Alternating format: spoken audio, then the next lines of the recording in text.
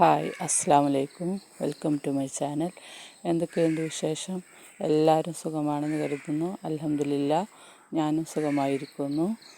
അപ്പോൾ നമ്മൾ ഇന്നൊരു പുതിയ വീഡിയോയുമായിട്ടാണ് വന്നിട്ടുള്ളത്. നമുക്ക് നേരെ വീഡിയോയിലോട്ട് പോവാം. ഞാനിന്നിവിടെ തയ്യാറാക്കാൻ പോകുന്നത് പൂവട.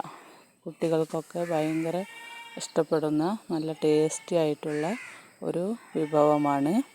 അപ്പോൾ അത് എങ്ങനെ തയ്യാറാക്കുന്നതെന്ന് നോക്കാം. അതിന് വേണ്ടിയിട്ട് ഞാനിവിടെ 2 കപ്പ് മാവാണ് എടുത്തിട്ടുള്ളത് കേട്ടോ. അപ്പോൾ നമുക്ക് ആദ്യം വെള്ളം തിളപ്പിച്ചെടുക്കാം. വെള്ളം നമ്മൾ ഏത് പാത്രത്തിലാണോ മാവ് എടുക്കുന്നത് ആ പാത്രത്തിൽ 1 കപ്പ് മാവിന് 1.25 കപ്പ് അളവിലാണ് വെള്ളം വെക്കേണ്ടത്.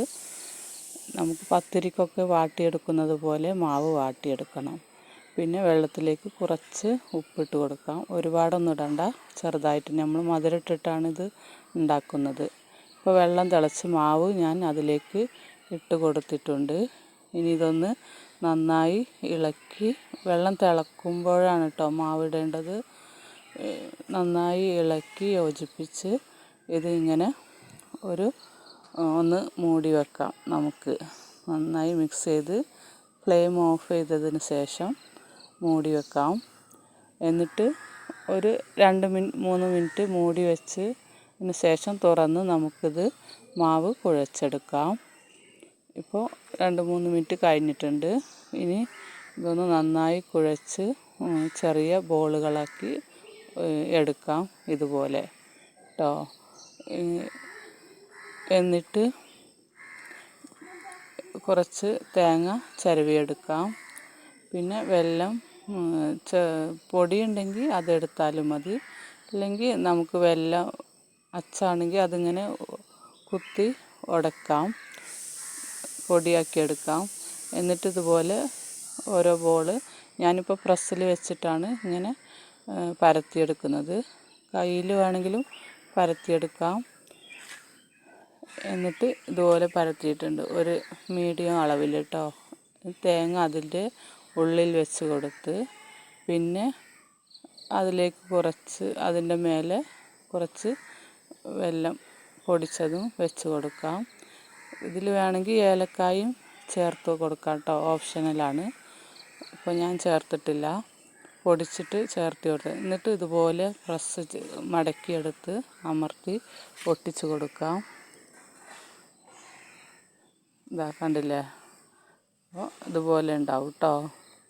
എന്നിട്ട് ഇനി നമുക്ക് ഇതെല്ലാം ഇതുപോലെ ചെയ്തെടുത്തിട്ടുണ്ട്.